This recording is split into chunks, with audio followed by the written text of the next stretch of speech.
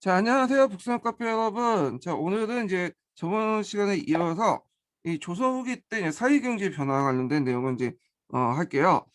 사회경제 변화를 이제 하기 전에 이 조선 후기 때 그 생산력 발달을 좀 전반적으로 정리할 필요가 있어요. 농업이나 공업, 수공업, 상업 등등의 전반적으로 생산력이 이제 그 향상이 되는데 제일 이제 그 변화를 주도했던 것이 농업이죠. 예. 농업이 어느 정도 생산이 올라가야지 그 잉여 생산을 처리하는 과정에서 상업이나 그다음에 강업, 수공업 이런 것들이 파생돼서 이제 발전이 되거든요. 자, 일단 농업의 이제 그 내용을 보면요.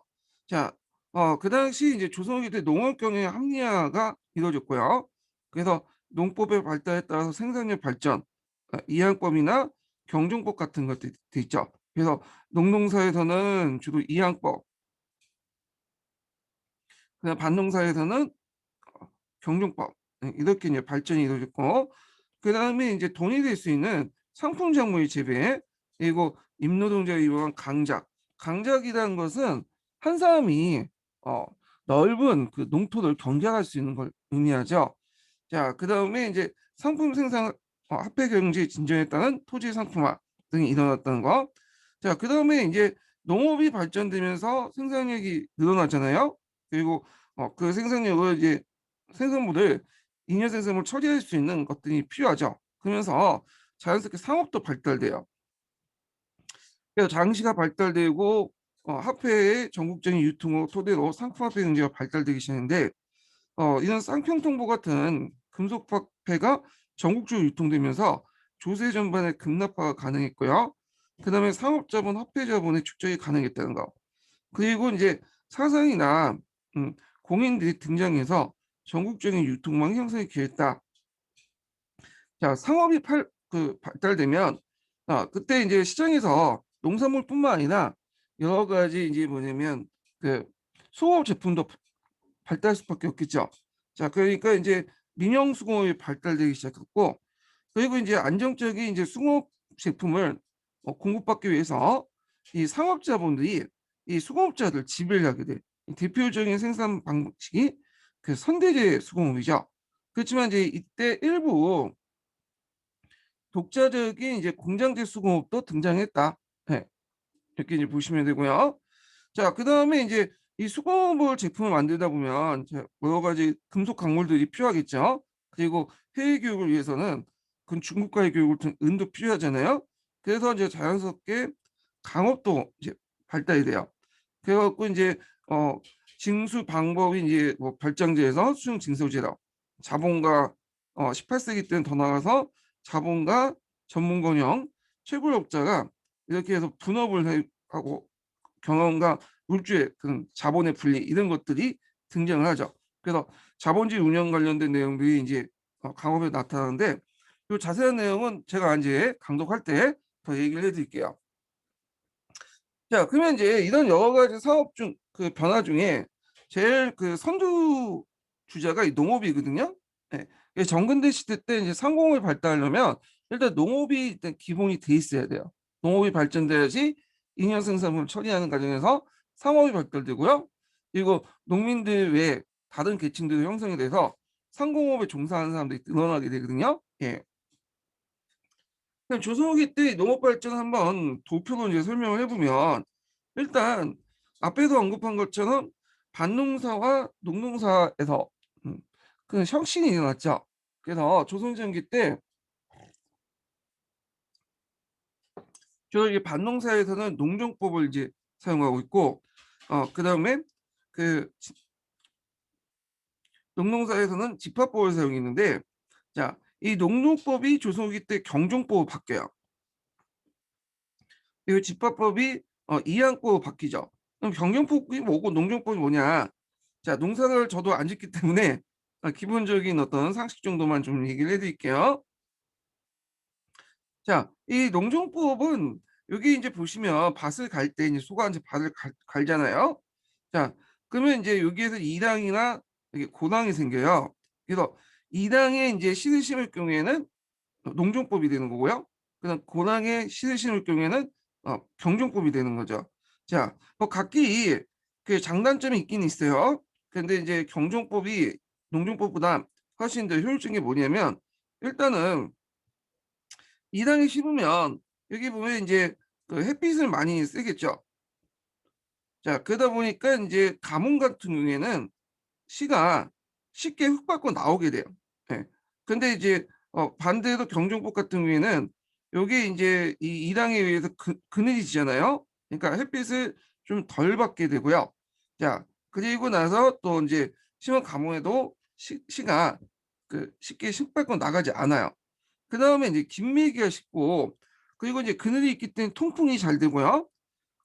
그다음 밖에 거름을 주지 않기 때문에 안 해 주기 때문에 상대적으로 거름 주기 위해서 인제 낭비가 없었다는 거. 그리고 밖에 있다 보다는 안에 있다 보니까, 안쪽에 박혀 있다 보니까 바람과 가뭄에 강하다는 거. 그래서 농종법보다는 경종법이 노동력을 증감시키고 수확을 증상시키는 장점이 있다, 이렇게 이제 볼 수가 있죠. 물론 이제 그 농종법과 경종법 외에도 여러 가지 이제 뭐냐면 그 반농사 방법이 있어요. 근데 뭐 이게 이제 그 풀셈에 좀 적혀 있긴 하는데, 굳이 우리가 그것까지 다 할 필요 없을 것 같고, 예, 요 정도만 기억을 해 두시면 될 것 같아요. 자, 그다음에 이제 경종법이 또 가능하게 했던 것은, 이런 것을, 경종법은 이제 고당에다 농사를 짓다 보니까 좀 약간 신경이 가능해야지 어 그걸 할 수 있거든요. 그래서 이게 쟁기계력과 소호흡 등을 해서 땅을 깊게 갈아 경중법 효과를 높일 수 있었다는 거. 자, 이렇게 이제 보시면 되고요. 자, 집화법이 이제 이항법 바뀌죠. 집화라는 것은 씨를 뿌리는 방법이에요. 예, 씨를 뿌리는 방법인데, 어, 그 물을 가둬 놓고 씨 씨를 뿌리거나 수경집화라고 하죠. 아니면 그냥 이제 한전에다가 씨를 뿌리는 그런 방법을 이제 농농사에서 집화법이라고 하는데, 자, 이것이 인제 조선 후기 때는 이항법으로 바뀌었어요. 이항법은 이제 고려 후기 때 강남에서 도입됐죠. 예, 그래서 일부 지역만 사용되다가 저수지가 확대되면서, 부와 저수지가 인제 확대되면서 이제 전국적으로 이제 확산이 되죠. 이 항법은 예전에도 얘기했지만 초기 때 그 정부에서 이렇게 권장하지 않았어요. 그 이유는 여러분 다 아실 거예요. 네, 잠깐만요. 이게 안 보이네. 예. 자, 그 이유는 이제 여러분도 알다시피 조선 전기 때는 이 항법 할 수 만큼 저수지가 그렇게 많지가 않았어. 근데 이제 16세기 계기로 해서 뭐 보라든지 이런 것들이 많이 만들어지면서 저수지가 많이 만들어졌죠, 수익 시설이. 그래서 이제 이 항법이 전국화될 수 있었는데, 이 항법의 장점이 예전에 한번 시험 문제 나왔죠. 자, 이 항법은 이제 물을 가다 놓고 키우기 때문에 이 잡초들이 잘 자라지 못해요. 상대적 벼 같은 경우에는 이제 그 물에 되게 강하잖아요.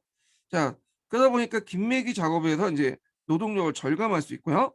그리고 한번 이제 키웠다가 음 묘를 어린 묘를 꼼꼼하게 심기 때문에 수확력도 증대될 수 있고, 그다음에 이제 묘를 옮겨 심기 전에 약간 인제 뭐냐면 5월 때까지 밭을 놀리는 거죠, 논을. 그 논을 놀리는데 고지도 인제 짓게 되죠. 그래서 이모작도 가능하고요. 그다음에 이제 노동력이 상당히 절감되기 때문에 한 사람이 뭐냐면 넓은 그 농경지에 농사를 지을 수 있어. 이걸 우리가 보통 강작이라고 하죠. 예. 이런 것들을 이제 가능했던 음 것들이 이항법이다, 이렇게 이제 보시면 돼요. 자, 근데 이제 생산력이 증가되면 이게 항상 좋은 방향으로 흐르는 게 아니라 나쁜 방향으로 흐르는 게 많아요. 예. 그래서 지금도 이제 뭐 여러 가지 생산량이 증가되면 기계나 이런 걸로 대체하고 그러면 일자리가 많이 손실되고 그러잖아요. 없어지고. 그래서 사회적 양극화가 벌어지죠. 자, 마찬가지로 농촌 사회에서도 이런 변화들이 일어나. 그래서 이항법이라든지 경정법 이런 것들이 도입되면서 생산력이 증대되고, 그다음에 노동력이 절감됨에 따라서 강작 경영이 하게 되고요. 그다음에 강작 경영이 되면서 농민층의 계층 분화가 이루어지게 돼요. 그래서 그 생산력에, 그 농업 기술에 쉽게 이제 적응해서 돈을 버는 일부 상위의 어 10%의 그런 농민층들과 나머지는 대부분 이제 거기에 그 뒤떨어져 가지고 사는 90% 농민들로 나눠지게 돼. 그래서 이제 소유권뿐만 아니라 경작권조차도 한 사람에게 집중이 되죠. 그러니까 지주 입장에 볼 때는 모든 사람들에게 똑같이 소장을 주는 것보다는 좀 농사를 잘하고 빠지빠지 하는 애들한테 집중적으로 몰아줄 게 오히려 이득이 있죠. 강작이 가능하니까. 자, 그러니까 인제 농민들 안에서도 분홍층이 이제 발생이 되고요. 그리고 이제 거기에 경작권이나 뭐 소유권이 없는, 땅이 경작할 수 없는 권한이 없거나 토지가 없는 농민들은 농촌사회에서 이탈을 하게 되죠. 자, 이들을 이제 잉여라고 하잖아요. 보통 잉여. 예. 그래서 이 잉여 인구들은 어디로 가냐? 어 유민이 되거나 아니면 상공업이 상공업자가 돼요, 도시에 올라가서. 자, 그러면서 이제 어떤 상품화폐 경제 발달에 인적 자원을 또 형성해 주고 그렇게 인제 하거든요. 자, 그래서 인제 요런 내용들 좀 기억을 해 두시고요. 분홍충이 발생하고 그다음에 농민의 토지 이탈 가속화되고 농민 계층의 그런 양극화 형성이 나니까 이게 일종의 사회 문제가 돼요. 그래서 인제 이 사회 문제가 부각되니까 그 당시 실학자들은 이걸 어떻게 해결할 것이냐 가지고 이제 토지 문제, 토지 개혁안을 제시를 하죠. 그래서 인제 여러분도 알다시피 인제 그 여전론이나 한전론이나 대전법이나 이런 토지 개혁안 관련된 내용들이 이제 나타나게 되죠. 예. 자, 그래서 인제 이항법과 이런 집합 그 경정법의 도입으로 농촌 사회에 큰 변화를 불러일으켰다. 이런 것도 좀 기억을 해 두시고요. 그 외에도 인제 생산력 증대에 인제 보는 게 거름 주는 방법이 개선됐다는 거. 어 그래서 토지의 연작상경이 가능하기 위해서는 지역 유지가 필요했고 거름의 절대적 비교가 일어났죠. 연작상경은 조선 전기 때부터 인제 지속이 됐던 거고 조선 후기 때 인제 더 확대됐다고 보시면 돼요. 자, 그다음에 인제 농기구와 농법개량도 있었죠. 예. 그 농기구 같은 경우에는 뭐 쟁기 기능이 기승되고 소를 이용한 쟁기 사용이 보편화됐다는 거. 자, 그래서 인제 뭐도 가능했다? 경종법도 가능했죠. 예. 경종법이 아니라 이제 맞네요. 경종법도 가능했죠. 자, 그리고 이제 밀개 사용이 이제 가능한데 이 밀개라는 건 뭐냐면 이게 사진을 보여 드려야 되는데 여기 사람이 있으면 요게 지고 이렇게 이제 큰 걸 가지고 인제 땅을 논을 평평하게 만드는 것을 밀기라고 해요. 자, 이런 것들이 농기구들이 발달했다는 거. 어 그다음에 인제 또 쌀 농사뿐만 아니라 쌀 농사도 인제 상품화 작물 되죠. 예. 쌀을 기반으로 해 가지고 여러 인제 뭐냐면 그 담배, 인삼, 면화, 곡식들을 상품 작물로 재배하게 돼요. 여기 쌀이 빠졌지만 쌀이 비중이 상당히 커요.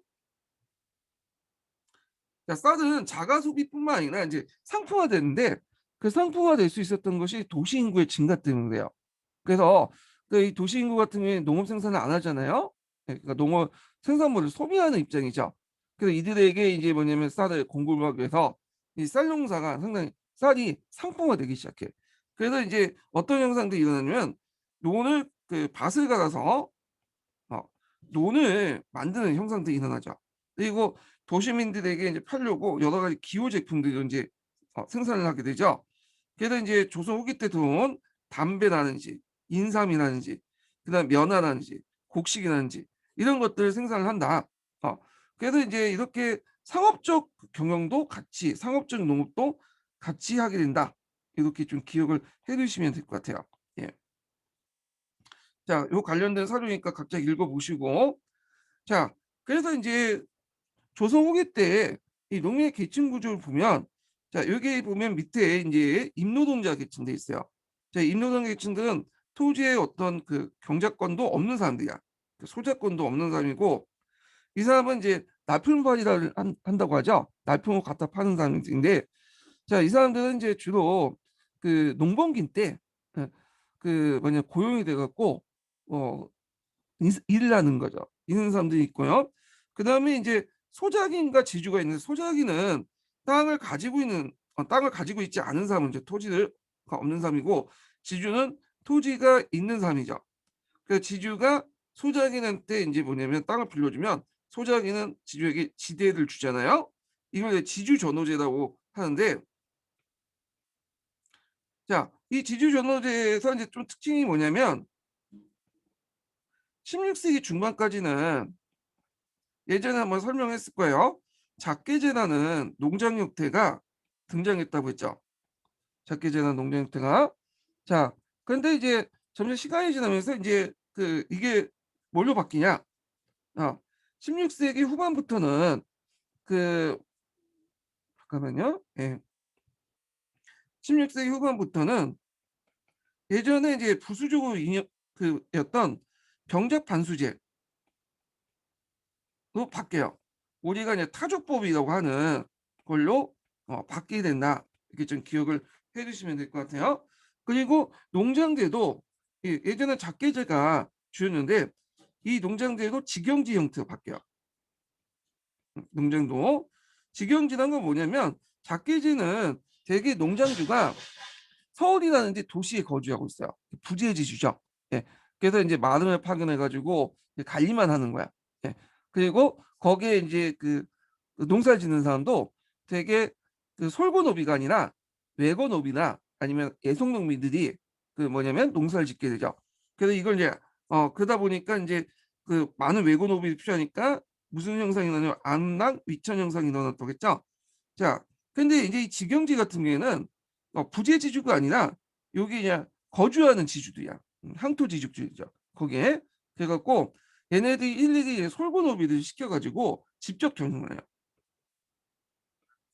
그래서 조선 후기에 이제 풍속가들 보면 그냥 지주나 마름이라는 사람이 농민들이 일을 할 때 옆에 감시를 하잖아요.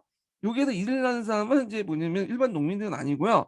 직영지하의 솔고노비들이야. 왜냐면 솔고노비들 입장 올 때는 열심히 일하나 안 하나 어떻게 됐어요? 뭐 생산량이 별로 없겠죠. 자기한테 남는 게. 그러면 일을 안 하고 어떻게 놀려고 할 거 아니야. 그러니까 항상 관리 감독이 필요해. 그래서 이제 이런 직영지 형태의 농장이 일어났다. 그리고 변작반수제도 타조법도 널리 확산이 됐다. 네, 이렇게 기억을 해주시고 나중에 18세기 들어가면 타조법에서 이제 도조법이 조금씩 등장하죠. 그래서 예전에 이제 타조법하고 도조법 이런 것들이 이제 시험문에 나왔는데 요건 좀 이따가 정리를 좀 해드릴 거고요. 자, 그래서 이제 일단은 이런 관계였는데 소작인들은 이제 또 계층이 있어요. 그래서 소작지하고 또 이제 뭐냐면 소작인이라도 이제 뭐냐면 자기 토지를 가지고 있는 사람이 있거든요. 예, 자작 겸 소작인 사람도 있어. 예. 자, 하여튼 이런 따라서 양에 따라서 이제 빈농이라든지 그다음에 소농, 중농, 이렇게 부농 이렇게 이제 있고 분홍 중에 이제 경영 분홍이 있는데 자, 이 경영 분홍은 좀 이따 설명하겠지만 분홍과 경영 분홍들은 특징이 뭐냐 하면 이 사람들은 토지도 있어요. 그러니까 자기 토지도 있어요. 근데 자기 토지뿐만 아니라 지주로부터 차경을 해. 차경. 차경이라는 건 토지를 이제 빌리는 거죠. 빌려서 농사를 짓는 방법이야. 예. 그리고 이제 경영 분홍 같은 게 거 나가서 여기에서 이제 농사를 짓는데 이것은 이제 뭐냐면 자기가 먹고 살기 위해서 농사 짓는 것도 있겠지만 상품을 이제 작물 재배해서 상업적 경험을 통해서 이걸 이제 해서 그걸 이제 갖다 팔려는 목적에서 농사를 짓는 것도 있거든요. 자, 이런 것들을 경영은 분홍이라고 하죠. 원래 학교에서는 이제 경영은 분홍이라는 말을 쓰는 사람도 있고 쓰지 않는 사람도 있어요. 네, 이거는 각자 이제 견해에 따라 다르긴 한데, 자, 그리고 이제 경영 분홍들이나 하여튼 소작인들에게 땅을 빌려준 사람들은 이제 지주인데 신분에 따라서 양반 지주와 서민 지주 이렇게 있다. 근데 이제 이 지주 계층의 특징을 보면 예전에는 이제 16세기까지는 양반 지주들이 많았어요. 근데 조선 후기에 들어가면 서민 지주 많고 심지어는 노비들도 지주가 많아. 예전에 많았죠. 외고 노비나 이런 사람들은 자기 재산을 가질 수 있다고 했잖아요. 그래서 이게 땅이 이제 계층에 상관없이 그러니까 사회 신분에 상관없이 이렇게 뭐냐면 평준화되거나 아니면 이제 지주도 계층이 상관없이 평준화됐다. 노비나 양반이나 이런 사람들도 각각 계층에 상관없이 지주가 될 수 있었다. 이걸 좀 기억을 해두시면 돼요. 그리고 이제 그 당시에는 이제 아까 아침에 말한 것처럼 강작이 이제 형성돼 있다 보니까 농민의 계층 분화가 일어나잖아요. 그래서 이제 그 지주들 입장 볼 때는 분홍들에게 농토를 몰아주기 시작해. 예.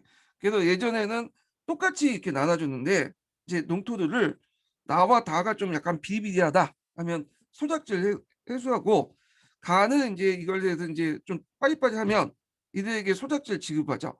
그러다 보니까 어떤 문제점이냐면 소유권도 한 사람에게 몇몇 사람들이 집중되면서 문제가 되지만 또 경작권도 집중이 돼. 경작권도. 그러니까 이 경작권이 이제 너무 집중되니까 경작권을 좀 균등히 하자라는 논의도 있었겠죠. 예. 그래서 이걸 뭐 대전법, 균전법, 대전법이라고 이제 얘기하는데, 자, 그다음에 직영지 노비 경영도 일어났다고 했다. 그래서 이제 지주들이 이제 외고 노비 땅을 다 몰수해가지고 설고 노비들 이제 해갖고 이제 직접 관리 감독하는. 자, 그래서 이제 이때 농토를 잃고 쫓겨났던 많은 사람들이 유민이 되거나 또는 그 강산이라든지 도시에 올라가 상공업에 종사하게 돼요. 자, 이렇게 이제 농민의 계층 분화에 대해서 좀 얘기를 해봤고요. 자, 그러면 이제 관련된 내용을 한번 한 통에서 읽어볼게요. 예, 한 통에서. 자, 한 통을 읽고 나서 제가 이제 관련된 교과서 내용을 읽고 후생 내용을 강독을 하겠습니다.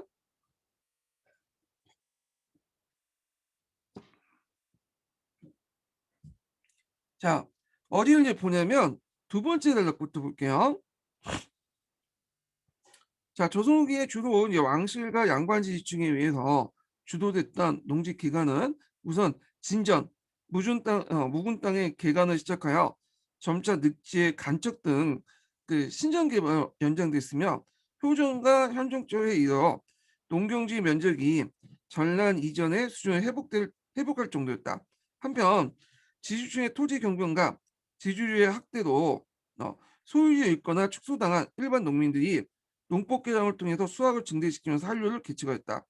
자, 이런 경향은 수준농법이라든지 한전농법에 다 같이 일어나고 지금까지 집합법, 이양법으로 집합법 이양법으로 전환되어서 노동력이 절반으로 절감되었고, 자, 이거는 이제 김매기가 잡초 뽑는 김매기 작업이 수월하기 때문에 그죠? 자, 그래서 생산력이 2배 이상 효과를 거뒀다. 그래서 이제 의향법이라는 것은 집정농법이잖아요. 좁은 땅에 아주 뻣뻣이 이제 그 논을 지어가지고 벼를 심어서 농사 그 생산량을 극대화시키는 방법이기 때문에 생산량이 증대될 수 있겠죠. 근데 이제 이양법은 예전에 말한 것처럼 모든 지역에 다 맞는 건 아니에요. 어, 인구가 많고 땅이 좁은 지역 많죠. 오히려 이제 한경도라든지 평안도 지역은 이양법보다는 그때 당시에도 집합법을 많이 사용했어요. 그 이유는 뭐냐면 땅이 넓고 인구가 적은데 많은 인구를 동원하는 이런 이양법은 비효율적일 수 있어. 예, 생산에 비해서.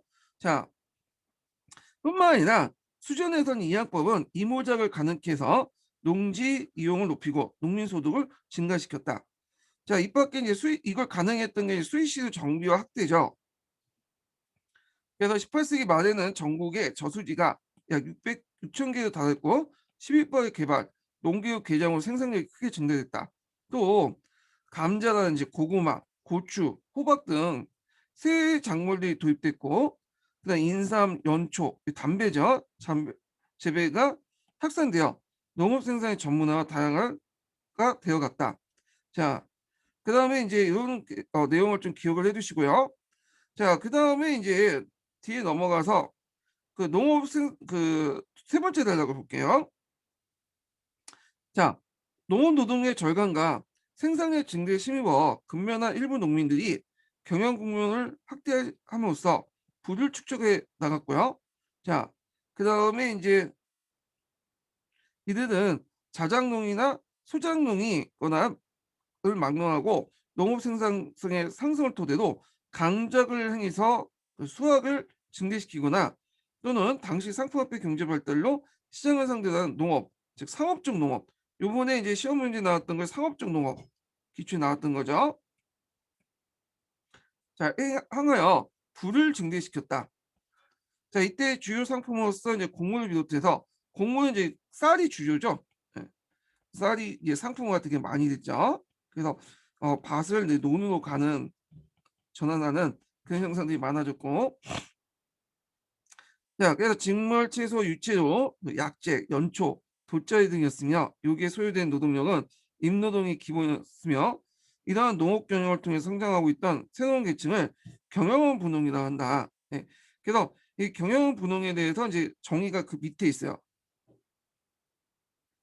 그래서 이제 조속의 분홍층을 경영 형태에 따라서 지주형 분홍과 경영원 분홍으로 이렇게 나누는데, 경영 분홍은 그 개념을 보면 그들 스스로가 직접 농업에 종사하고를 원칙화하고 경영 규모가 클 경우에 그 수습 관리자나 감독의 임을 맡고 노동은 고용노동에 의존하면서 여러 가지 방법으로 농업을 합리적 경영을 불축축하는 특징하고 있다. 그래서 이제 이 사람들은 자기 토지뿐만 아니라 남의 토지를 경작을 해요. 차진농이라고 차경. 예. 그래서 그런 자본가적 차진농을 비중할 수 있는 경영 분홍은 조선 후기에 커다란 사회생활에 존재할 수 있다. 그리고 여기에다 덧붙여서 여기 나오진 않지만 뭐도 이제 하냐? 상업적 농업도 하죠. 그래서 상품화폐 경제 발달에 힘입어서 거기에서 이제 잉여 생산물을 시장에 갖다 팔려는 목적에서 농사를 짓게 돼요. 네. 자, 이런 것들 일반 그 분홍하고 다른 양상을 보이는데 아마 이제 이거 경영 분홍 개념은 이제 학계 일반적인 개념은 아니에요. 예전에 이제 교과서에 좀 실려 있긴 했는데 지금은 없어진 걸로 알고 있어요, 이게. 예, 그 개념 자체가. 그 영국의 이제 농업혁명에 빗대서 농업혁명에서 그 차진농인 요몬 있죠. 이 요몬 계층과 비슷한 개념을 설정하기 위해서 이제 나온 것 같은데 하여튼 이런 농업 경영도 나타났다는 정도만 개념 파악 정도만 해두시면 좋을 것 같아요. 자, 이러한 강작이나 상업적 농업에 소작농들이 참여하고 있었으며 이들 중 지주로 선정한 사람들이 생겨 서민지주가 형성됐다. 자, 이 서민지주들은 이제 땅을 가지고 있는 거죠. 자기 농사 땅을 다른 사람들이 빌려주는 거잖아요. 예. 그래서 이제 경영분홍과 함께 경영분홍은 자기 땅뿐만 아니라 남의 땅을 또 경작을 하죠. 자, 이들이 농민층의 광범위한 분화는 조선 후기의 사회 발전의 한 당면을 보이고 있다. 그래서 지주도 계층이 다양해지기 시작했다. 그래서 그 신분에 상관없이 누구나 지주가 될 수 있는 사회였다. 자, 이게 예전에 한번 기초과 관련돼서 한번 문제 나왔거든요. 표 한번 그 보여주고요. 자, 그다음에 이제 또 내용을 보면 자, 지주주의 이런 변동은 지주권의 약화와 전호권의 성장을 수반되었고 요거는 이제 앞에 있는 내용을 제가 좀 안 읽고 그냥 건너간 부분인데 요거와 관련돼 있어요. 뒤에 앞부분 넘어서 자, 예전에는 그 16세기 중반까지는 대개 이제 부역노동이나 암락위천, 그러니까 강제로 양면의 천민을 삼는 방법으로 사용했죠. 이게 이제 작계지라고 했잖아요. 근데 이제 이게 바뀌게 돼. 16세기 후반부터.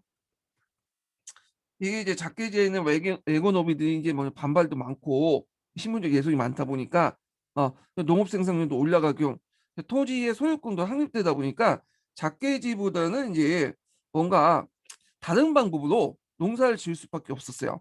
예. 그리고 이제 경제 외적인 관계가 경제적 관계로 진전되기 시작하죠.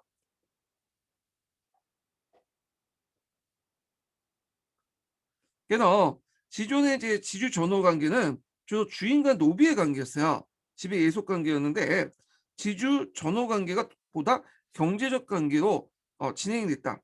이 경제적 관계로 진행된 것이 이제 뭐냐면 그 타조법이죠. 이게 우리가 변작 반수라고 하는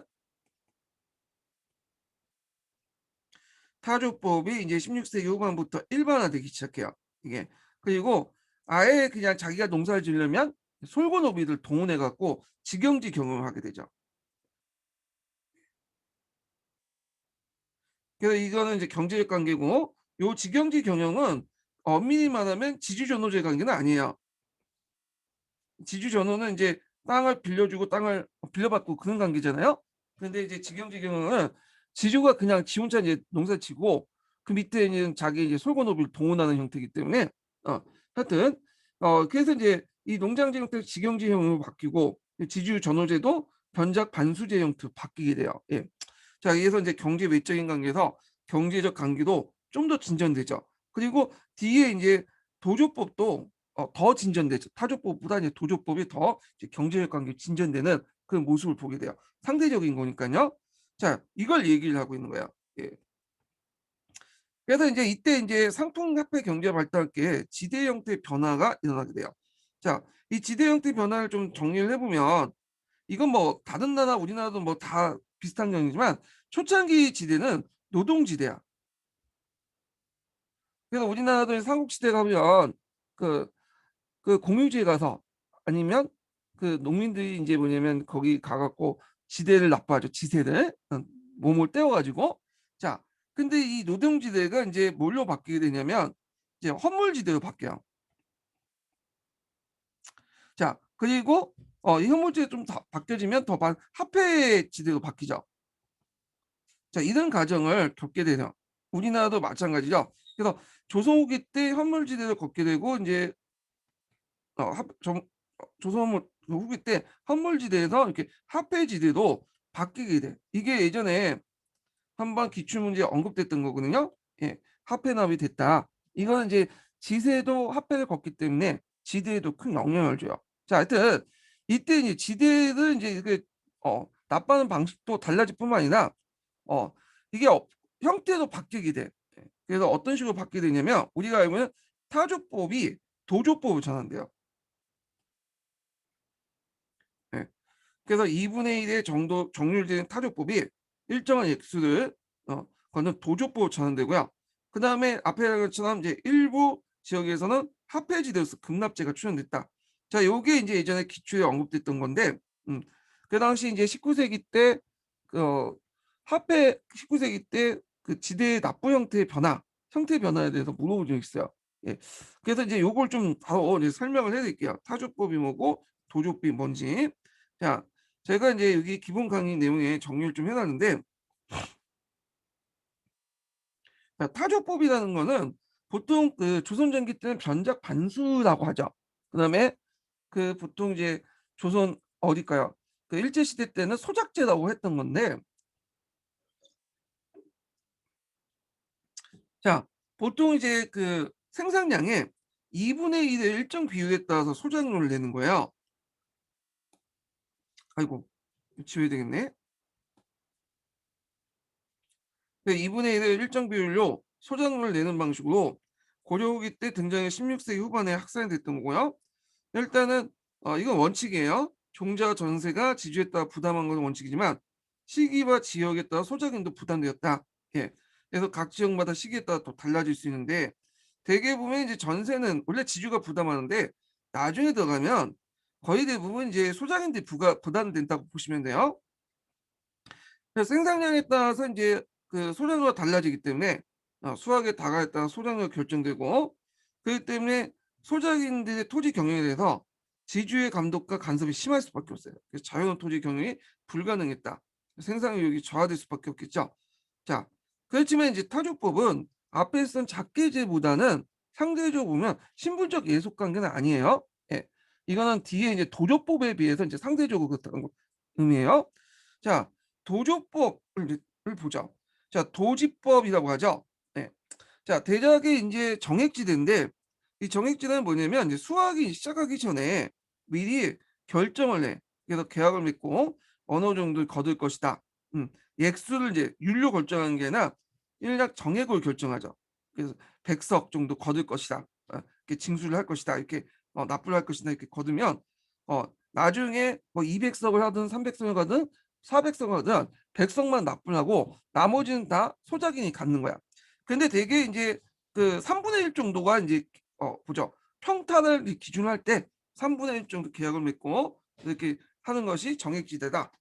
자, 처음에는 이제 헌물지대였지만 나중에 화폐지대로 이제 전환이 됐는데 자, 이건 뭐 도지뿐만 아니라 타조법도 마찬가지예요. 예. 이거 지대 변화 내용은 화폐지대 내용은 그 이제 영향이 보는 게 지세를 이제 화폐를 걷다 보니까 조선 후기에 들어가서 당연히 지대도 화폐를 거둘 수밖에 없겠죠. 그러니까 요거는 도지법 외에 뿐만 아니라 전반적인 어떤 지대 납부 방식이에요.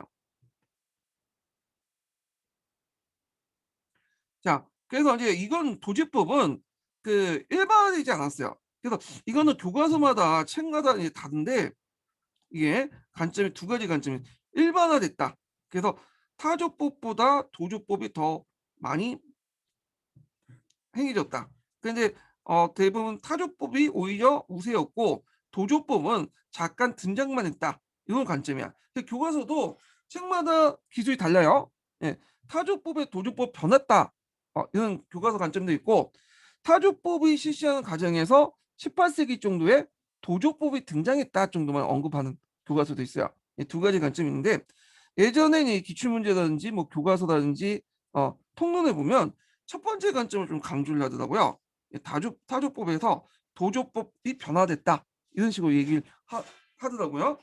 자, 뭐 이건 학자마다 견해가 좀 다르긴 한데 자, 하여튼 이 도조법을 할 경우에는 대개만 전호가 농토를 개간할 때 노동이나 자본을 제공해서 얻은 권리. 네.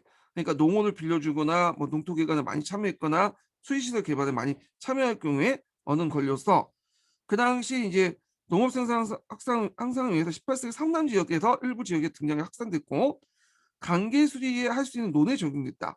그래서 전업권의 성장을 반영하고 있고요. 경제적 관계가 진전됐다. 요거는 어디에서 타조법에 비해서. 그리고 그 도조법이 타조법보다 유리한 게 있는데 자, 일단은 지주의 이익이 수확량의 변화와 관계없이 소작농의 자유로운 용역이 가능했기 때문에 소작농의 영농 이용이 높았던 거. 그러니까 지주도 일정한 액수만 받으면 되니까 그 많이 생산할 필요 없겠죠. 뭐 가뭄이든 흑년이든 그 풍년이든 간에 그다음에 그러니까 이제 터치를 안 하죠. 자, 그다음에 도조법은 상당수 도지권을 인정해요. 음. 도지권은 이제 그 가치는 소유권의 3분의 1 정도 된다는 거. 경제권. 그래서 모든 그 도지권이 경작권 이제 도지권을 갖고 있는 건 아니에요. 그렇지만 상당수 도조법이 안에서 도지권이 있었다는 거.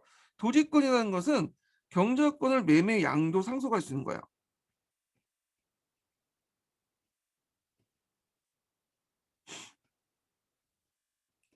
그래서 이 도지권이라는 것은 개념은 이제 경작권인데 이건 중국의 영향을 받았을 거예요. 저는 생각을 했어요.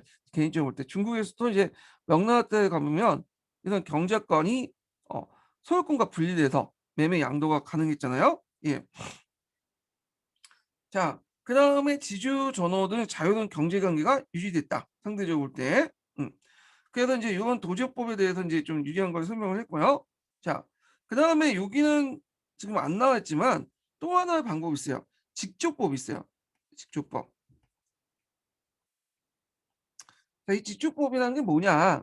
직조법은 뭐냐면 보통 이제 앞에 이제 그 타조법 같은 경우에는 수학 수학이 끝난 다음에 2분의 1을 걷는 거죠.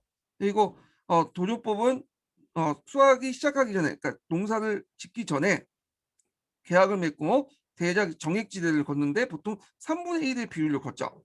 자, 근데 이 직조법은 어, 어떤 방식으로 했냐면 수학 그 전에 수학하기 바로 직전에 간평을 해요. 이 간평으로서 이제 지주나 마름들이 이제 하는데 한번 농사를 쭉 훑어보고 나서 판단을 해. 요번에는 어느 정도 걷어야 되겠다. 그래서 지주하고 그 소작이랑 협상을 해요. 그래서 걷는 방법이 이 직조법이야. 그러니까 이 직조법은 학자에 따라서 이제 도조권에 속한다는 그 견해도 있고 타조법에 속한다는 견해인데 대개는 도조의 일종을 보고 있어요. 예, 직조법을. 근데 그 우리가 알고 있는 타조나 일반적인 도조에 비해서 그 상당히 뭐냐면 불리한 방법이야. 이 직조법은. 그래서 이 직조법도 그 당시 이제 조선 후기 때 널리 확산됐던 방법이에요. 예, 이 직조법도 이 직조법도 좀 기억을 해주세요. 예, 정확히 써드릴게요. 근데 교과서나 이제 통론이나 이런 데는 직조법이 없더라고요. 그래서 이거는 이제 특강이나 어, 어디에 있냐면 예전에 국정 7차 지도서에 직조법이 자세히 나와 있어요. 예, 요거 좀 파악을 해두시고 자, 그러면 이제 다시 한국 통론을 읽어보죠. 그래서 이제 도조법인이 가능하면서 이제 소작농은 지주의 간섭을 받지 않고 자유로운 농업 경영을 할 수 있었으니 이것이 지주 전후 관계와 경제적 관계로 진전됐음을 반영한 것이다. 그래서 타조법에 비해서 도조법이 이런 경제적 관계를 반영하고 있다. 자, 이런 성장 안에 지주 전후자의 대립은 더욱 결렬해지고 격렬해지고 그 항조 투쟁이나 빌란으로 발전하여 지주를 타파하고 사회경제적 상의 불평등이 체계적으로 해결하는 일대 운동이 어, 전개되었다. 근데 이제 여기에서 약간 지주전호제를 타파한다는 식으로 얘기를 하는데 그 당시에 농민들이 주로 요구했던 거는 지주전호제 타파는 뭐 지향이고요. 이 큰 역사적 맥락 볼 때는.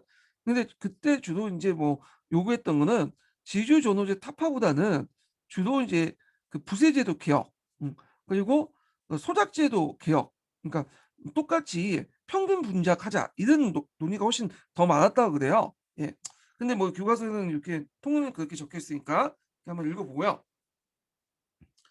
자, 그럼 이런 농법을 촉진시키는 데는 농학의 발달, 새로운 농소의 제작 및 유포와 합리적인 농업 경영론이 대두되고 있다.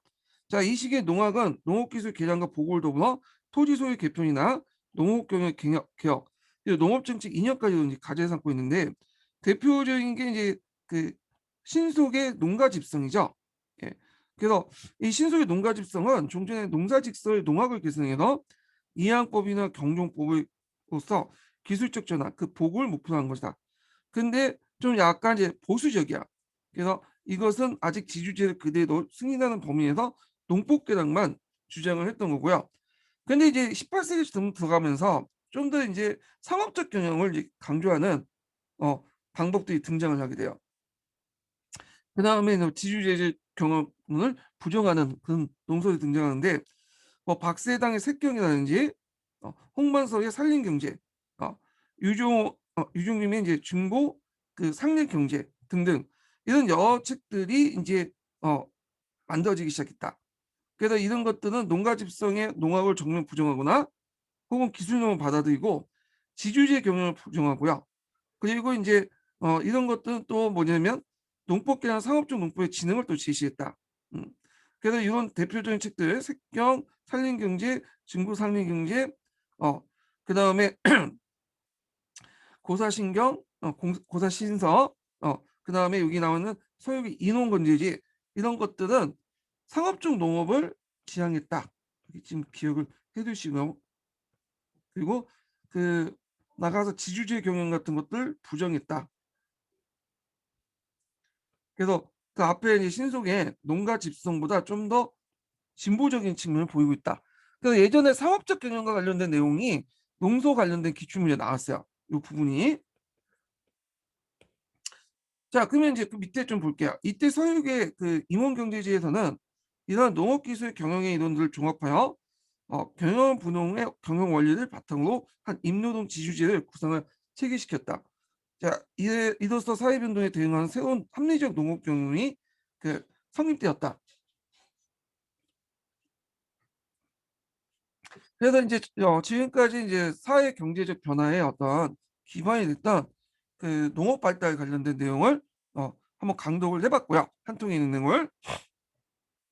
자, 그리고 이제 교과서 내용, 관련 교과서 내용 한번 읽어볼게요. 이걸요. 예. 자, 보충 자료 35페이지 펴보세요.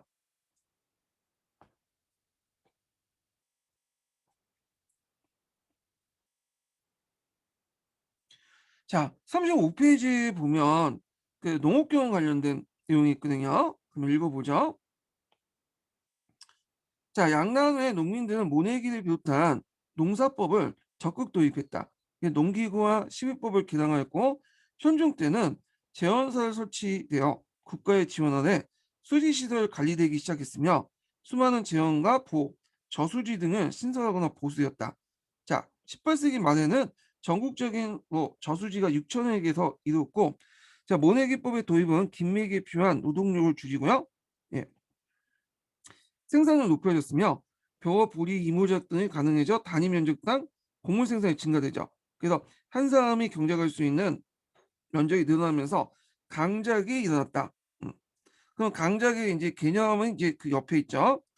자, 이 강작은 한 사람이 경작 면적이 늘어나자 소작인들 시켜 경작했던 지주를 직접 농사짓거나 머슴을 써서 경작을 하고 일부 소작인들 더 많은 소작지를 경작했다. 이 때문에 영세한 소작농들은 소작지를 얻기 어려워서 몰락하기 시작했다. 이렇게 보시면 될 것 같아요.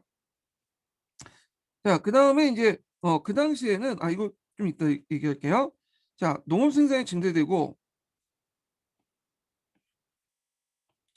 농업 생산이 증대되고 강작이 확산되는 추세 속에 대동법이 시행되어 사회 생산을 위한 경작지가 확대되었다.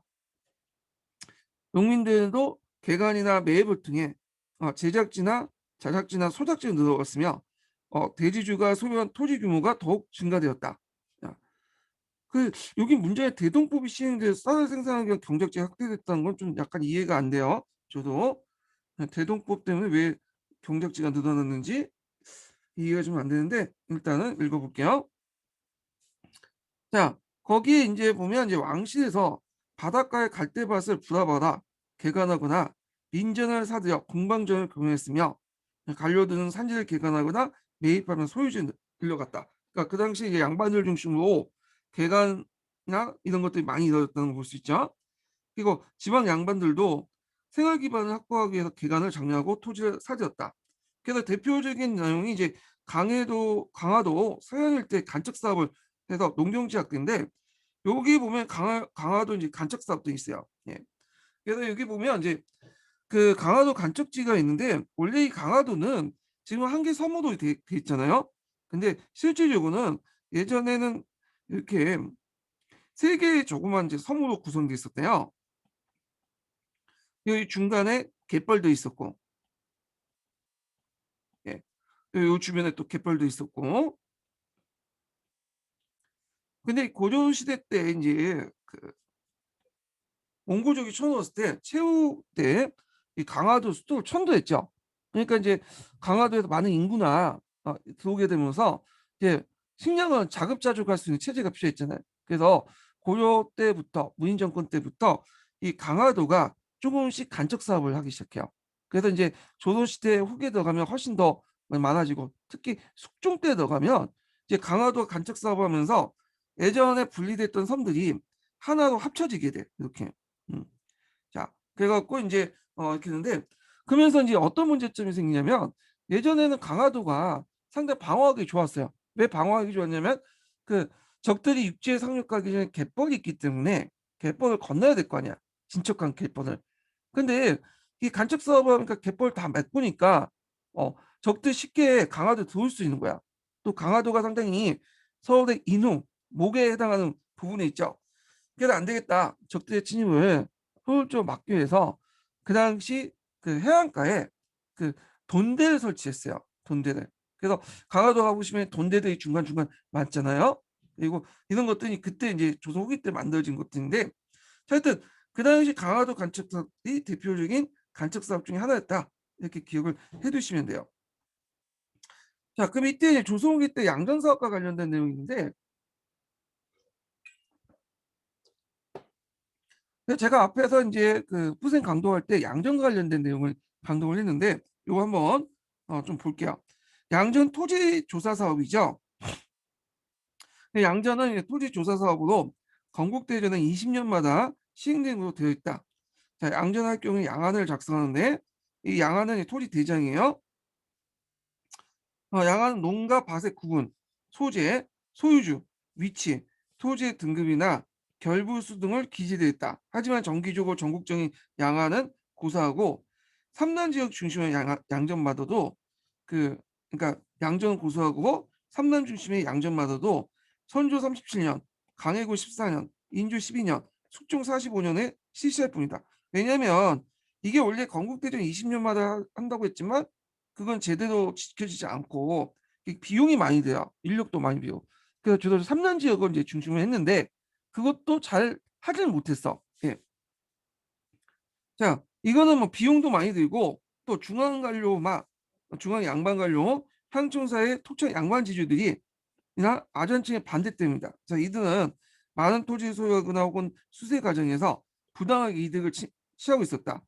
자, 양전 사업으로 인해 불이익을 받거나 중간 이득을 상실한 것은 오히려 양전 사업에 반대했다. 뭐 그래서 지주 양반 계층들이 반대, 많은 경비가 든다는 거 등등을 해가지고 양전 사업이 제대로 건국대전에 적혀 있는 것처럼 원칙대로 행해지지 못했다는 거죠. 뒤에 이제 우리가 이제 지계 발굴 목적으로 한 강모 양전조차도 전국적으로 하지 못했어요. 예, 그 뒤에 설명하겠지만 자. 그다음에 뒷장 넘어가서 또 한번 읽어 볼게요. 여기는 농법 개정령 이제 농업 경제 발전 관련된 내용인데 자 니베르 교과서에 있는 내용이에요. 두 번째 단락부터 볼게요. 당시 양반 지지층은 농민을 모집해 농지를 개간하고 그 대가로 소작권을 농민에게 지급하였다. 처음엔 일정한 비율로 소작농을 내는 타조법에 따라서 소작 농민이 지주에게 수확량의 절반을 소작농을 납부하는 뿐만 아니라 신분적으로 예속되었다. 그러나 이제 이 신분적으로 예속됐다는 건 상대적 의미로 받아보 접근해 하시라고 얘기했죠. 그래서 앞에 있는 작계지보다는 신분적으로 좀 할 예속이 없었지만 뒤에 있는 도조법보다는 신분적으로 예속된 거예요. 예. 자, 그래서 이제 점차 소작농민들이 보다 유리한 경제권 조건을 형성하기 위해서 지주에게 대항해 소작쟁을 일으켰다. 자, 이런 과정에서 농민들은 소작권을 인정받아 지주들 함부로 소작지를 뺏지 못했고 수확의 절반 대신에 소작농도 일정 액수나 공문이나 합회로 납부하는 도조법이 확산되면서 그 소작농민의 지주의 간섭을 받지 않고 자유롭게 농경을 할 수 있게 되었다. 자, 농법을 개량하고 농업 생산량을 향상하였다. 그리고 지주 소작인 관계가 지배 관계도 지배와 종속 관계에서 경제적 계약 관계로 전환됐다. 그래서 도조법은 타조법에 비해서 상대적으로 이런 경제적 계약 관계였다. 이렇게 보시면 돼요. 자, 그리고 농민층을 중심으로 전개된 농법 개량은 대표적인 모내기법의 보급으로 나타나는데, 자, 모내기법의 말미암아 노동력 크게 줄어들고 단위 면적과 수확량이 늘어날 뿐만 아니라 벼와 보리의 이목작도 가능했고요. 가뭄 피해를 우려한 정부는 모내기법을 억제했지만 농민들은 수의 시설을 이제 확충하면서 모내기법을 확산시켰다. 그리고 반농사의 대형 쟁기가 사용되면서 비판, 바꾸라기 곡식을 심는 경종법이 보급되어 가뭄과 서리에 반응하고 노동력도 절감될 수 있었다. 자, 여기 보면 이제 농법의 개량으로 노동력이 절감되자 한 집안의 넓은 토지를 경작하는 강작이 성행됐고요. 일부 농민들은 담배, 인삼 같은 상품 작물을 재배하면서 시장에 받아 농가 수입을 올렸다. 그래서 이제 17세기 일본에서 전래된 담배는 농촌의 소득 증대에 이바지했고 인삼은 그 당시 청나라 일본 간의 어떤 그래서 무역 상품이었어요. 예. 그래서 이제 청가가 명나라 이제 갈 때 팔포 무역이라는 걸 이제 예전에 얘기했죠. 근데 역관이 이제 팔포를 가지고 와서 북경에 갖다 팔았던 무역이 이 팔포 무역인데 그만큼 인삼이 중국에도 되게 각광을 받았고 일본에서도 인삼이 상당히 잘 팔렸어. 그래서 심지어는 일본에서는 그 나중에 17세기 후반 같은 경우에 들어면 이제 원래 일본이 은을 많이 생산하잖아요. 네. 근데 17세기 후반 은이 생산량이 적게 돼. 그래서 악화들이 많이 만들어지거든요. 은 함량이 떨어지는. 근데 조선에서 이제 인상 교육을 할 때는 조선에서 그 악화 그러니까 은 함량이 떨어진 그 화폐는 받지 않다 보니까 따로 인상 교육을 위해서 질 높은 순도 높은 그 은을 만들 정도로 인상 교육이 상당히 많았다고 해요. 그러다 보니까 너무 은 유출이 많으니까 일본이 자체적으로 이제 한국에서 가져온 씨앗을 바탕으로 해서 자체적으로 인삼을 만들기 시작하죠. 예, 재배를 하기 시작하죠. 자, 그다음에 도시 근교에서는 채소 재배가 성행했고 쌀이 많이 거래되어 밭을 논으로 바꾸는 현상들이 어, 활발했다. 자, 상품 작물 농법 개량이나 상품 작물 재배, 강작 경영을 통해 소득이 늘어난 일부 농민들은 지주가 되기도 하였고 경제적 여유를 갖춘 부농들은 족보를 사거나 위조하여 공명적으로 사서 양반 행사를 하기도 했다. 하지만 이제 다다수 농민들은 부세와 고리대의 부담으로 토지를 헐값을 팔아 빈농으로 몰락을 했고 자 이런 농민들은 임노동자가 되거나 농촌을 떠날 수밖에 없었다. 자 그래서 이들은 도시로 옮겨 상공에 종사하거나 임금 노동자가 되었으며 일부는 강산 나 포구를 찾아가 임금 노동자가 되었다. 뭐 이렇게 있고요. 자, 그다음에 이제 뒤에 넘어가서 이제 몇 페이지야? 이게 몇 페이지죠? 예. 38페이지 잠깐 볼게요. 자, 생각 넓히기 해가지고 이제 타조법이 왜 도조법 변화됐나? 요거에 대해서 이제 그 당시 천재교과서에 있는 내용인데요. 자, 타조법은 지대액을 미리 정하지 않고 매년 지주와 소작인들의 수확량을 절반씩 납부하는 방식이다. 수확량에 따라 지주의 수입도 변함으로 소작인의 농업 경영에 지주의 간섭이 심했다. 자, 이에 비해 도조법은 정해진 액수를 납부하는 방식이다. 자, 지주는 고정지대를 받기 때문에 농업 경업에 이제 간섭하지 않았으며 소작인이 영농 과정과 작물 생태계를 자유롭게 할 수 있었다. 또 수확량에서 계약된 지대를 제한, 나머지가 모두 소작인이 될 수 있기 때문에 생산 의욕도 높았다. 그래서 이 도조법의 지금 장점이 나와요. 타조법에 비해서. 이런 것들이 장점이죠. 자, 조선 후기 때 도조법이 확대되는데 토지 개간이 관련이 깊었다. 여기 학대란 말이 나오죠. 그러니까 아직까지 타조법이 우인데 그 과정에서 18세기 때 도조법이 확대됐다는 얘기예요. 예. 그래서 이제 그 이렇게 이제 좀 기억을 해두시면 되고 또 뒤에서는 또 납부 방식의 이제 방식이 타조법, 도조법이 바뀌었다는 식으로 해갖고 두 가지 관점을 동시에 그냥 수용하고 있어. 이 도조법의 어떤 그 학상 방법 내용에서 자 도조법이 확산됐던 게 뭐냐면 토지 개간이에요. 아까 이제 도조법은 아무나 주는 게 아니라 토지 개간에 참여하는 사람들이 그 주는 거야. 그래서 이제 그 지주들이 개간 사업을 참여 유도하기 위해서 일꾼들에게 영구 경작권, 보통 이제 중국산 영정권이라고 하죠. 매매 상속 양도할 수 있는 권한 이런 것들인데 정액지대 방식을 제시했고 그 다음에 고정 수입 필요한 군방이나 간청 지주도 그 도조법을 선언했고요. 그 다음에 소작인과 떨어진 지주도 정액지대를 취했다. 그래서 이 도조법이 칭해진 방식 그 할 때 경우 도조법이 확대된 경우를 쓰시오.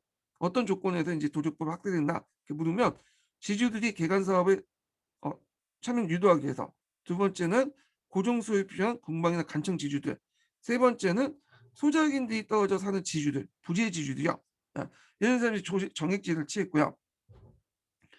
그 다음에 지대 납부 방식이 이제 타조법에 도조법 바뀌었죠. 요거는 이제 두 번째 관점. 그래서 18세기, 19세기 이후부터 타조법, 도조법 바뀌었다는 주유가 이제 도조법이 됐다는 관점을 반영하고 있죠. 그래서 바뀌면서 지주와 소작인 관계가 점차 경제적 관계가 변화되면서 새로운 분홍이 성장하였다. 이렇게 이제 보시면 될 것 같아요. 자, 거기에 이제 타자간 농부해갖고 곡식을 타자가는 일꾼을 소작인을 본다면 이를 지켜보는 지주 또는 그 대인 나눔인데 요거는 이제 여기에는 두 가지 해석을 할 수 있어요. 하나는 신분이 거기에 이제 소작인들이면 간평하기 위해서 수확량을 이제 측정하기 위해서 파견된 것도 있고 그 다음에 두 번째 이들이 이제 솔고노비자면 그 이들이 이제 직영지잖아요. 예. 그러니까 얘네들 일을 안 하니까 관리 감독하기 위해서 지주나 마름이 관리 감독하는 모습을 볼 수가 있거든요. 네. 두 가지 측면에서 이제 해석을 할 수 있어요.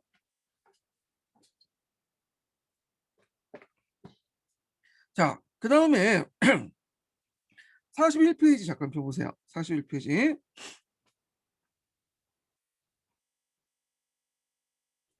자, 거기 보면 이제 강자로 나타난 노동 형태 변화인데 앞에서 이제 언급했던 그 타조법이니 도조법 외에도 그 당시 강제 경영하는 노동력 형태를 이제 얘기를 하는데 자, 조선 후기 때 강작이 가능해지면서 자작점 지주들은 어, 소작인을 입대해 줬던 토지를 스스로 경작했다. 그러니까 직영지 형태를 얘기하는 거예요, 지금요. 그러니까 강작하는 농민은 노동력으로 약 4배까지 경쟁 능력을 높일 수 있었다. 이에 따라 노동력을 사용했던 형태가 변화되는데 모내기 할 때는 일손이 많이 필요하기 때문에 이전부터 존재했던 장기 노동층인 고공과는 달리 단기 고용 때는 일고, 하루 고용이나 계고 등 형태로 등장할 것이다. 그러니까 집중적으로 노동력이 필요할 때 사용했던 거죠.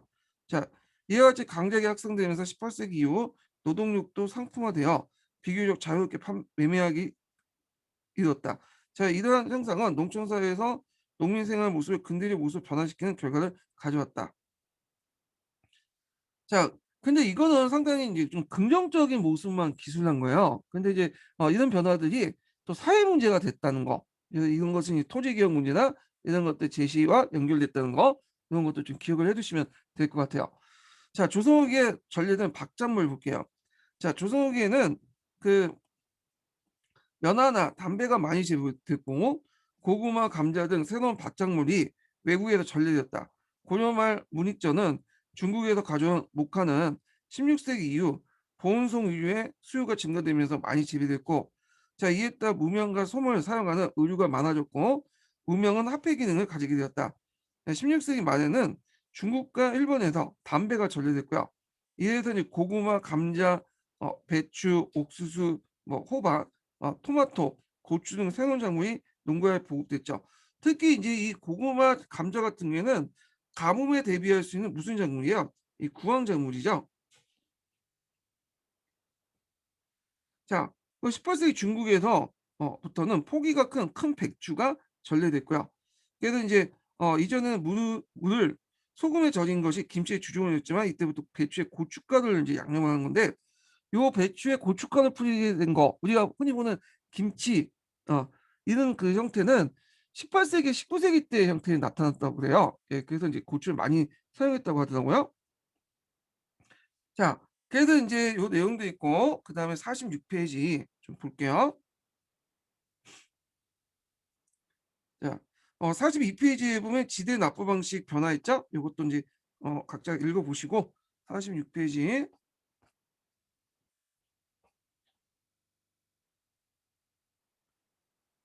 자, 조선 후기에 저수지가 폭발적으로 늘어나다 이렇게 좀 볼게요. 자, 모내기는 조선 후기에 새롭게 개발된 것이 아니다.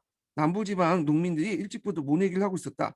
자, 모내기가 널리 확산되지 못했던 것은 봄과 가을 등을 들면 모를 옮겨 심을 수 없어 한 해 농사를 망치기 때문이다. 자, 그 어느 정도 물이 필요했던 거죠. 자, 우리나라에서는 봄에 녹색바람이 불어 자주 가뭄이 들었고, 자, 우리나라 같은 경우에는 강우량은 많긴 하는데 봄에 그게 많은 게 아니라 여름에 집중적으로 많아요. 자, 그래서 이제 조선 정부는 이를 염려해서 모내기를 금지했다. 자, 조선 후기 모내기가 전국적으로 보급된 것은 물 문제를 해결하는 방법을 찾았기 때문이다. 그래서 물이 이제 집중적으로 비가 집중적으로 올 때 강수 그 물을 가둘 수 있는 개천 저수지를 만들었죠. 그래서 개천을 막아 보를 쌓거나 저수지를 만드는 것이다. 그래서 19세기 경상도 지역의 저수지만 해도 무려 1,700개 넘었고 이는 전국 어디서나 모를 심는 농민들 볼 수 있게 하였다. 그 내용이고요. 자, 그래도 이렇게 해서 한번 관련된 그 교과서 내용을 한번 읽어봤고요. 자, 그 다음에 뿌샘 강독 관련된 내용을 좀 볼게요. 예, 너무 많기 때문에 뿌샘은 제가 이제 보고 나서 중요한 부분 발췌독을 하면서 이제 진행을 할게요. 자, 뿌샘 몇 페이지 펴보시냐면 180페이지 펴보세요. 180페이지.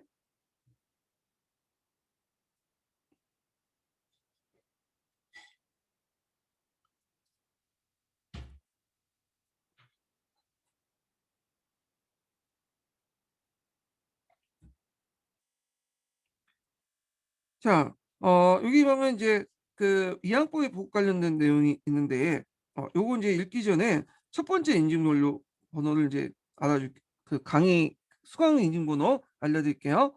네, 첫 번째 인증번호는 23번이에요. 네, 23번입니다. 자, 여기 보면 이항법의 보급을 이제 보죠. 예. 자, 그 여기 보면 이제 그 첫 번째 단락은 그 당시 이제 임진 내란과 병자훈련 끝난 후에 양날 끝난 후에 경작지 복구나 개간 사업에 그 조선 정부가 많은 지원을 해줬다. 그리고 거기에 참여했던 사람들은 이제 국가 양반 사대부였다. 예, 이런 내용도 있어요. 요거는 각자 읽어보시고, 자, 그리고 이제 이렇게 이제 하는 과정에서 농업 기술도 갈목한 변화를 이제 불러일으키는데 이게 수정에서는 이항법이고요. 그다음에 그 한전 경영법이 새로운 그 파종법 각광을 받았다. 본래 이항법은 조선전기 이전에도 널리 알려진 파종법으로 관계 시설이 잘 갖춰진 땅이나 토지상 이양이 유리한 곳에 행해졌다. 집법은 특히 첫 김매기 때 가락지와 도모를 구분하기 어렵기 때문에 많은 시간과 노동력을 들이는 데 반면에 그 뭐냐면 이양을 하게 되면 사실상 첫 김매기가 필요 없이 그 농민들이 입장에서 매우 편리한 방법이 아닐 수밖에 없었다. 아마 가락지와 도모는 제 생각에 그 잡초 의미 같아요. 제가 그래서 가락지가 잡초고 도모가 이제 그 묘겠죠. 작은 이제 묘 이걸 구분하기 없기 때문에 이걸 구분하는데 뽑아내야 돼요, 가락지 같은 거는. 예. 그래서 시간과 노동력을 들여는 반면에 이항은 아예 물속에 가둬 놓고 가락지가 자랄 수 없는 환경이죠.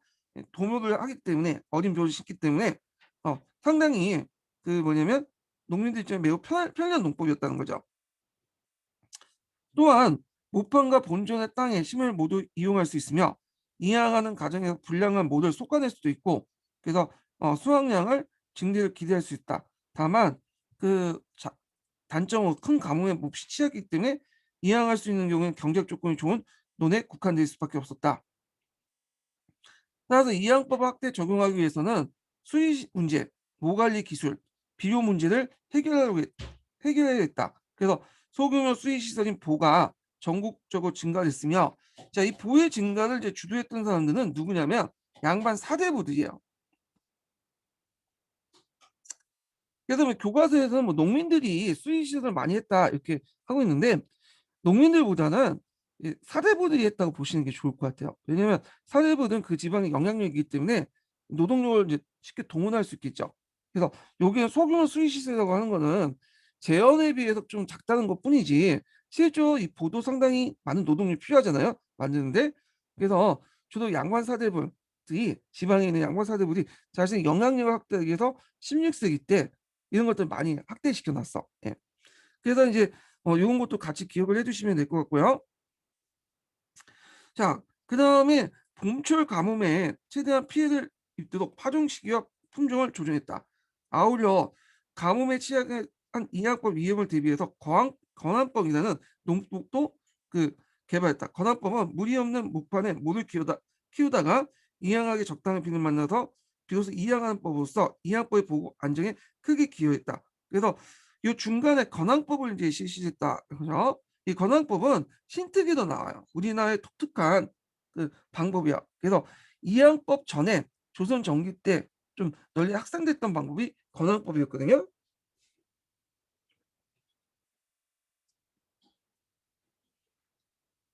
그래서 모두 가 모두 가다 놓고 이항을 하는 게 아니라 일단은 어 그 물이 없는 논에 기다렸다가 비가 내리잖아요. 비가 내리면 그때 이제 이항을 하는 방법이야. 예. 그러니까 이런 방법은 저수지가 따로 필요 없겠죠. 기다리고 있다가 하니까. 일종의 천수답에 하늘에 의해서 이제 내리는 비에 의존하는 논밭에 어 서 쉽게 이항을 할 수 있는 방법이기 때문에 요게 이제 널리 확산됐다고 해요. 그래서 이 건항법은 좀 명칭을 정확히 좀 기억을 해 두실 필요는 있을 것 같아요. 신특에도 나와 있으니까. 자, 이러한 농민의 노력에 힘입어 이항법은 그 신룡에 농사를 포기할 수 있는 우려에도 불구하고 망칠 수 있는 의해서 국가의 금령을 무력화시키면서 16세기 때 삼남 지역을 전역으로 18세기는 거의 전국에 확산될 수 있었다. 자, 이항법은 전 농민 계층이 원하는 방법이었지만 대토지를 소유하고 있는 분농 또는 대농에게 특히 유리했다. 자, 이들은 보건설을 주도하면서 자, 밭을 논으로 바꾼 번답을 할 수 있을 정도로 물력과 노동력이 넉넉한 계층이었다. 자, 이들은 차지하고 있는 대토지를 효율적으로 경제하기 위해서 이항법이 필수적이었다. 그래서 수파나 건파에 비해서 이항은 4배의 토지를 견적할 수 있었다. 게다가 이제 이들이 차지하고 있는 토지는 수리시설 제도를 갖춰진 경우가 많아서 왜냐하면 이들은 돈이 많고 이제 동원할 수 있겠죠. 예, 그래서 주로 양반 지주들이 많겠죠. 자, 그래서 이제 가뭄에 덜 취약해졌으며 비교액들이 유리했기 때문에 벼를 거둬들이는 보리를 심는 일명 이모작도 가능했다. 음. 자, 그래서 하여튼 이항법의 보급으로 노동력이 절감됐고 1인당 경영 규모가 그만큼 확대될 수 있었다. 그리고 벼농사 자체의 수확량이 늘어나면서 미국의 상품화가 가능하죠. 그래서 상품 작물에서 대표적인 게 미국이에요. 예, 이건 뭐 중국도 마찬가지예요. 자, 그다음에 이제 경영 규모가 확대 여부에 따라 농촌사회 이제 사회 계층 내부가 분화가 한층 촉진되었다. 이렇게 이제 보시면 돼요.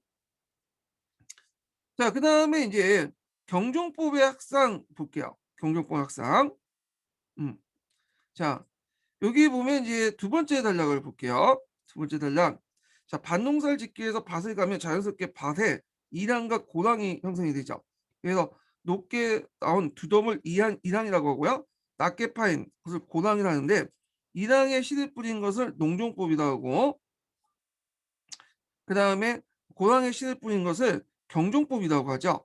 그래서 조선 전기에는 밭에 이랑이 낮고 넓은 고랑을 제대로 구분하지 못해 이랑과 고랑을 아울러 무라고 이제 했는데, 이게 이제 뭐냐, 깊게 파기가 이제 다 안 되기 때문에 이게 구분이 안 됐나 봐요. 예.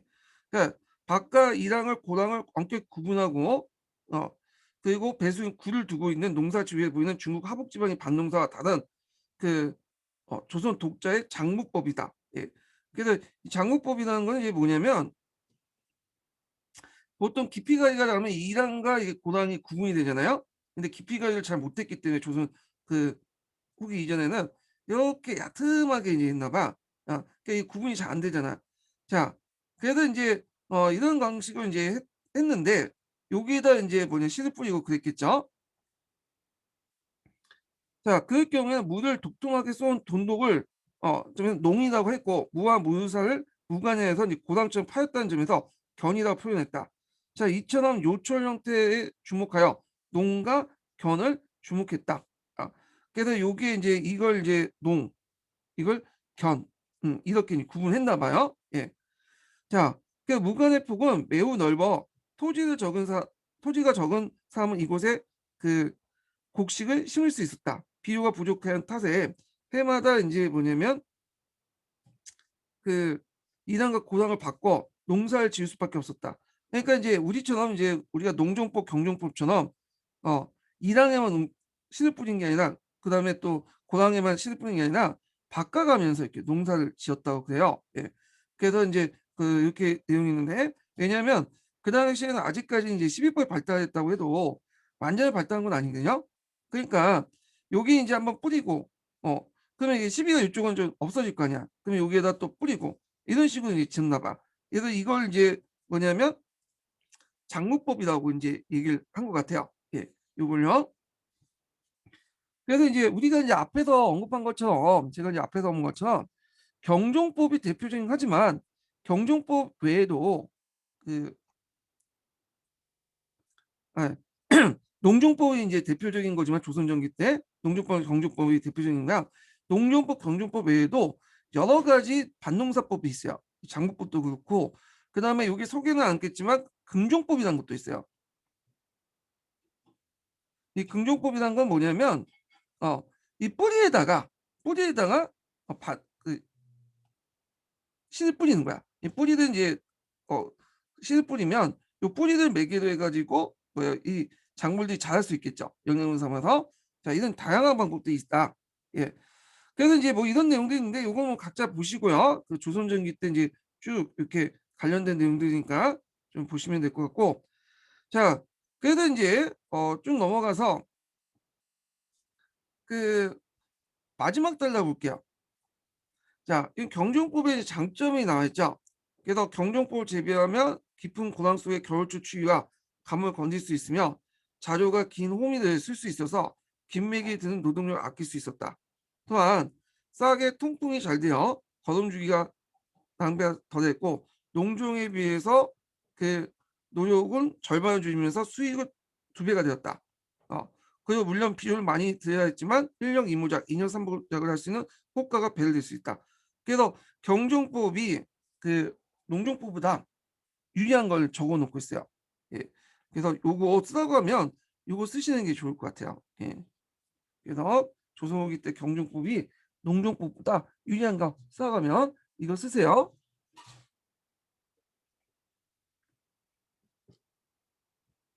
자, 농소 편찬 관련된 내용은 이제 있는데, 요거는 좀 쉬었다가 할게요. 요거는요.